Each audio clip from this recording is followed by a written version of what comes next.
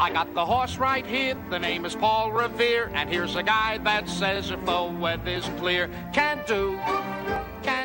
Hello, RC fans, and welcome back to another edition of Handicapper's Corner, brought to you by the Derby Bar and Grill. I'm Mike Headstone with Drew Forster. We're going to go through the Sunday, July the 28th races. We have 8 thoroughbred races on tap. We do have it's going to be a busy day. We do have, of course, as part of the card, BC Sports Alumni Day, which is always a big fan favorite. See all if you're a sports fan, generally or if you're a horse racing fan, generally you're a sports fan. Yeah. And get to see a lot of former Canucks stars that you used to cheer for, the Canucks, Lions, Whitecaps, ex-jockeys. Yep. It's gonna be a fun afternoon, and it all gets underway at 1:50 on Sunday. Let's get into the action. Race number 1. Some $4,000 claimers here, going a mile and a 16th. It's an on-2 lifetime. I ended up on the 4-horse Cyclone Dan. He's making a class drop here out of those tough non-3/8s. He's been hitting the fringes in those races, but I think the numbers for him bode well. I think he will be a big factor in this race. Bruce Unwin always does a very good job with his small stable, and Jose Gomez is doing a lot of the work, and he gets them out. And I like Cyclone Dan to defeat the 6 Buzzios, who is very live in here as well on the class drop. It's a 3-year-old doe, facing older, but still has some speed and definitely has a pedigree to go long, so he's exciting in here as well. And I put the 3-horse Buck, put him in for third. It was him or Postman. They're kind of interchangeable to me. Yeah. But the 4 and the 6 were a little more interesting. I went 4-6-3 in the Sunday opener. I don't know much to add. I went against you. I went against Mike's favorite angle. I took the 3-year-old over the 5-year-old. Always got speed. But run away. it gets Hamill, switches to Hamill. Terry Clyde, Hamill, always very tough together. I went Buzzios over Cyclone Dan for the reasons you mentioned. And I agree. I was between Buck and Postman for the third spot, and I sided with you. I put Buck in there. Just a horse that's come alive since going long. 6, 4, and 3 for me in the first. Same numbers as Mike, just a little bit different. On to the second, Fillies and Mares, non-2 for 4,000, going a mile and a 16th. I went to the 1 here, Cape Light. Went long for the first time last time, just missed behind our Rebel Lady. We saw Craig dust him in a $4,000 long race for Fillies the other day with Lemur. I'm thinking he can do the same here with Cape Light. I got her on top of Rain or Shine. I think the other really live one in here just got beat a nose last time by Hard Rain. Came flying at the end, didn't quite catch Hard Rain. It was a tight photo. Lost the bob. Yeah, just lost the bob, so she's eligible to win this race, that's for sure. And after that, I kind of got lost. I threw in She's Wicked Fast, coming off, only got beat 3 lengths. She got beat a length at a 4 non-2 behind Bad and Bougie, a tough horse. Then tried a 16 non-3, which was a little out of her element. Still only got beat 3 lengths. This is a good spot for her with Lenny Seashron. I went 1, 6, and 2. Yeah, I agree with your top 2. The 1 and 6 of the horse just to beat in here. You probably only need to go 2 deep in here if you're playing your pick 4s or pick 3s. The 1 Cape Light's going to be dangerous, has speed, finished off well, just got outrun by our Rebel Lady who ran a good race. But there was a big gap back to Rain or Shine that day. The only concern, if you want to be picky, is that she hasn't been seen since July the 1st and did not to run back like Rain or Shine did 12 days later and run, maybe she's not a 12-day, type of horse, but she had a good work there in 47 and 3 Cape Light. But she'll have to beat Rain or Shine again, and who turned in a really good effort, losing to Hard Rain. But those are your 2 horses. I threw in Forever Crystal for third. 1-6-4 for me in the second. On to the third race. Babies. 2-year-olds going 3.5 furlongs here in a maiden special weight event. Obviously not a lot of form to go on, and we have actually only 1 horse has started. The 1 horse Stay All Night for Frank Barabee is the only one that's had a race. I went to I think everyone's going to go to the 5 horse. Everything's quiet. Bred to be quick, a filly by Quiet Cash out of Everything's a Blur, and everything out of Everything's a Blur is quite quick. Very and the quick, works are fast, 35s and 2 out of the gate. They're 48s, and there's a lot of speed in the pedigree. So, you're going to get a short price. Anytime you got fast works like that, you're not going to get a great mutual, but that's the horse to beat. 4 horse fully lent for me. Dave Forster's had a good season already with his 2-year-olds, and this one looks like it's got a little bit of speed. The filly by Lent out of the mare We Are One, who of course is the dam of We Are Free, who is kind of undefeated this year. Rolling right now, And was recently claimed. But fully lent for me for second. I put the 3-horse Floral for Craig McPherson, a filly by Bakken from the dam Montefiore, which is Lemur's half sister, and this one's got some nice works, 36, 48, and 1. I see a lot of the fillies and colts in here have good works going into the race, but it's tough. You have to go to the paddock, have a look at them, Yeah. see what they look like. They'll tell you a story. The 7 sideshow's interesting for Copperwater Thoroughbreds. The 6 Queen's Park, both are well bred to win early, Yeah. and the works aren't as fast, but perhaps they're live. Have a look at them all in the paddock. I left out Phil Hall's, the Kippy train. Nothing fast in the works there. It's and Mel Snow's Stone Ridge Amber. I mean, this horse has got some nice works as well. It's a good race, very difficult. But I mean, the 5 horse kind of off of workout stands out. 5, 4, 3. I agree with you. Ironically, in a 2-year-old race where nobody started, we have the same horses. I agree. Everything's quiet. I know this is a horse that was entered earlier on, was the favorite. Everybody figured she was going to be tough. She did scratch that day, but off in a while coming back. Works look good. It looks like I'm going to land on everything's quiet. I agree, fully land. I know Pops was high on this filly throughout the year, was working with Capilano Canyon, and they thought, they were both very talented, so I'm interested to see her. Good to see some Lentz running too, so I'm interested to see her run. And of the 3 McPherson runners, Yeah, Hamill shows up in that one. That's why the only reason. That's the lazy play. I did the same thing, right? Scott maybe's been on Sideshow. Yeah. And why he's on a live one maybe for. But yeah, he's got 3 in here. Hamill. tough call. I went with the one that Hamill picked, and I agree. The one that I left out, I think, can run a little bit is Stone Ridge Amber out of the Mel Snowbarn. Same number, same order as Mike. I went 5, 4, 3 in the third, the 2-year-old race. On to the fourth. $4,000 claimant event for 3 and up colts and geldings, non-winners of the year.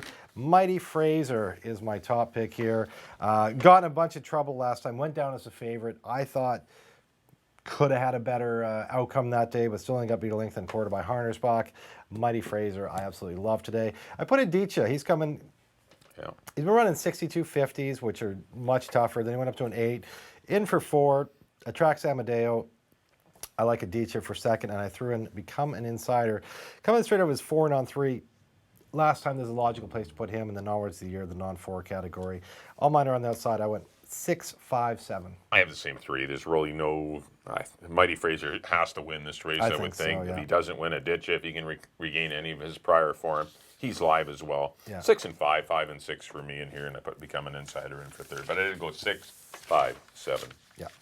Fifth race, $16,000 older horses here going a mile on a 16th.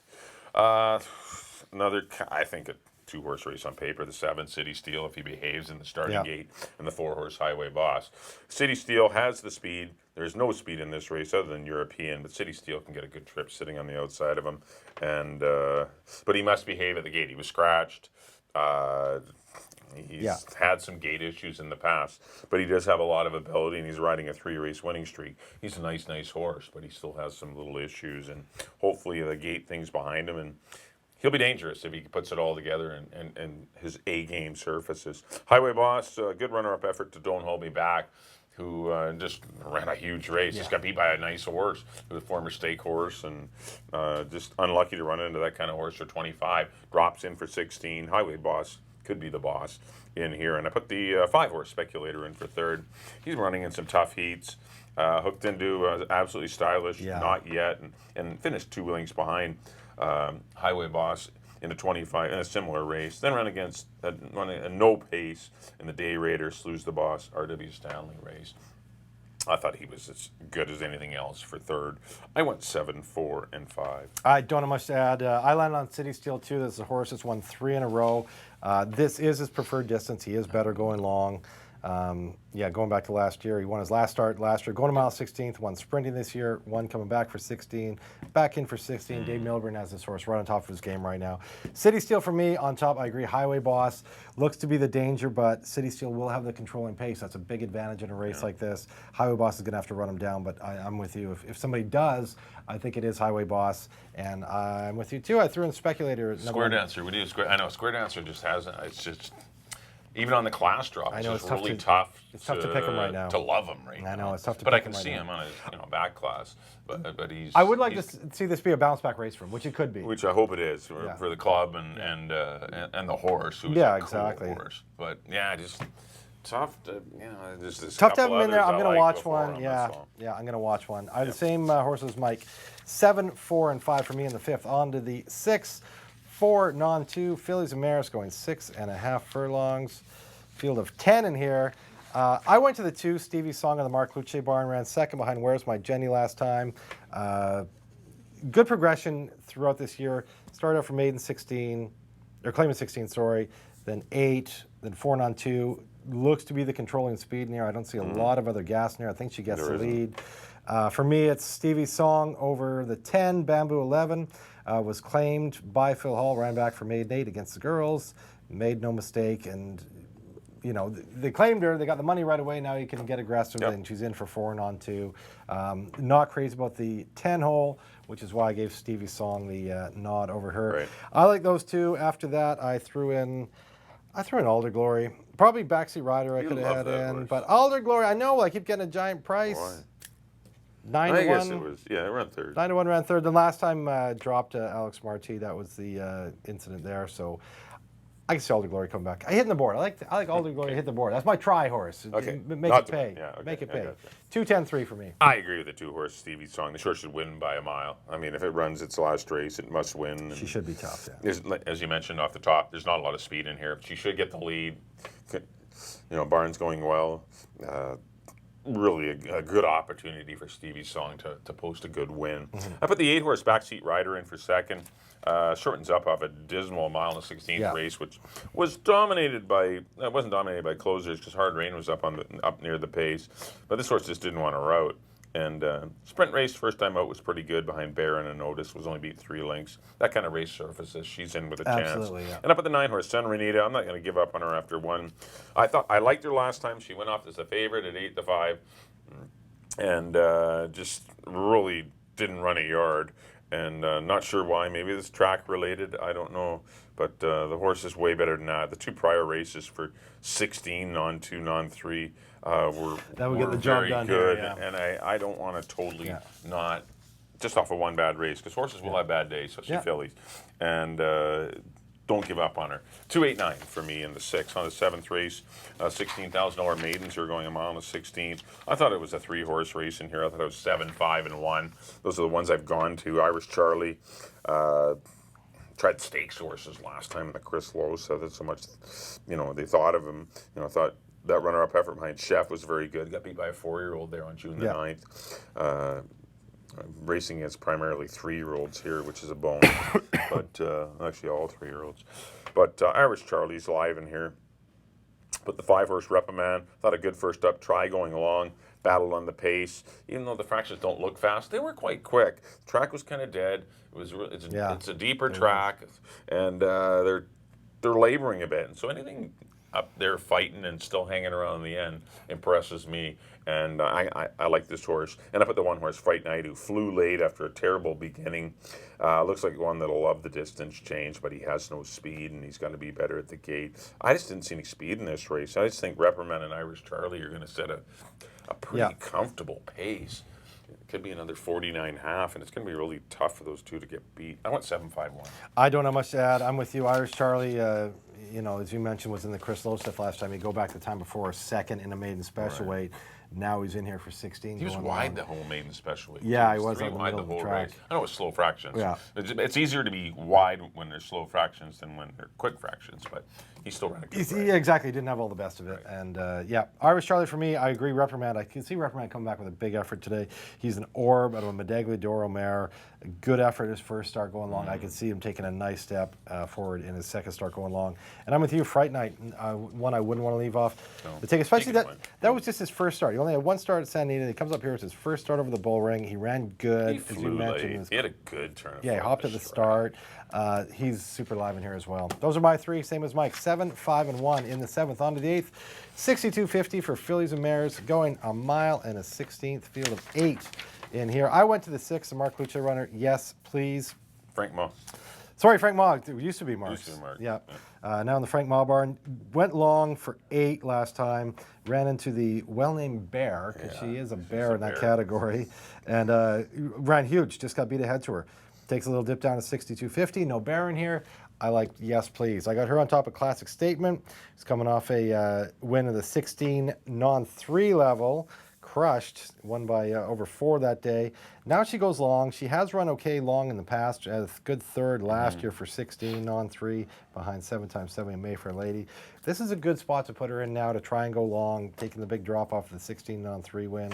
Enrique Gonzalez gets the mount. And who did put in for third? Mousy. Another one that shows up every time. Was right behind Yes Please. Those two were right together last time. So if you like Yes Please, you gotta like Mousy. I put them both in. 6, 7, and 3 for me. I have the same 3 horses. I put Classic Statement on top. I put Mousy in for second and Yes Please for third. I think you covered everything. Yes Please and Mousy are very comparable in ability. Classic Statement's done. Yeah, probably definitely has the best resume of any of the fillies in the race, but it's still not maybe your best distance, but we'll see how she fares. But maybe at this level it won't matter. Yeah. She'll win anyway. But Enrique Gonzalez will ride. I went 7, 3, and 6 to close out the Sunday afternoon program at Hastings. BC Sports Alumni Day, which, as I mentioned off the top, going to be a lot of fun on the afternoon. That'll do it for the analysis. Next up on screen, a quick recap of our hopefully excellent selections on the card. I went to the 4-horse Cyclone Dan. Going to go 4, 6, and 3. Race number 2, the 1 Cape Light, 1, 6, and 4. Race number 3, I went to the 5. Everything's quiet, 5, 4, 3. But a very contentious third race with those 2-year-olds going 3.5. Not a lot of data to go on in that race. The 4th race, I went to the 6, Mighty Fraser. Lots of data on him. He's nice. He can be tough at this level. 6, 5, and 7. Race number 5, went to the 7, City Steel over the 4, Highway Boss. You can get away with 2 horses there in your pick 4s. 7, 4, 5 for me. Race number 6, I went to the 2, Stevie's Song. Probably might be a key in your pick 4s and pick 5s. 2, 8, and 9 for me in the 6th. Race number 7, I went to the 7, Irish Charlie. Going to go 7, 5, and 1. And then the 8th and final, I'm going to go to the 7, Classic Statement. Going to go 7, 3, and 6. On to my picks, there we go. Back in the first, I went to the 6-horse Buzzios to defeat the 4 Cyclone Dan and the 3 Buck. In the second, I like the 1 Cape Light over the 6 and the 2. In the third, the baby race, I went to the 5 Everything's Quiet over the 4 Fully Lent and the 3 Floral. In the fourth, absolutely love. This might be my best bet of the day, number 6 Mighty Fraser over the 5 and the 7. In the fifth, I went to the 7 City Steel over the 4 Highway Boss and the 5 Speculator. In the 6th, I agree with Mike, looks to be a handful in here is the 2 Stevie's Song over the 10 and the 3. The 7th, number 7 Irish Charlie over the 5 and the 1. And in the nightcap, I went to the 6-horse Yes Please over the 7 and the 3. All right, that'll do it for the Sunday. Pardon me, July the 28th races at Hastings. As I mentioned, 150 first post. It's going to be a great afternoon. Please do come on out. Our next weekend will be another tweak in the schedule. It'll be Friday and Monday. Friday, Monday. We do BC Friday, August the 2nd, and then of course BC Cup Day, 5th, August the 5th on the Monday. Should be a lot of fun. There'll be 6 stakes races, a marathon race. There's going to be 2 maiden allowance races. It's always one of our.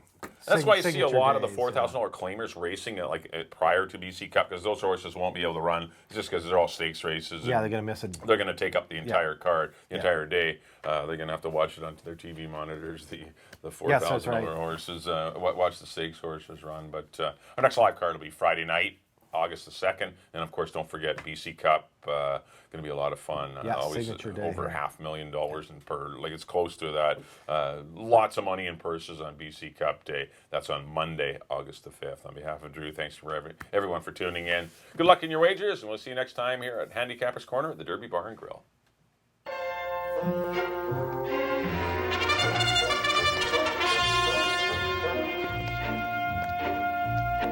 I got the horse right here, the name is Paul Revere, and here's a guy that says if the weather's clear, can do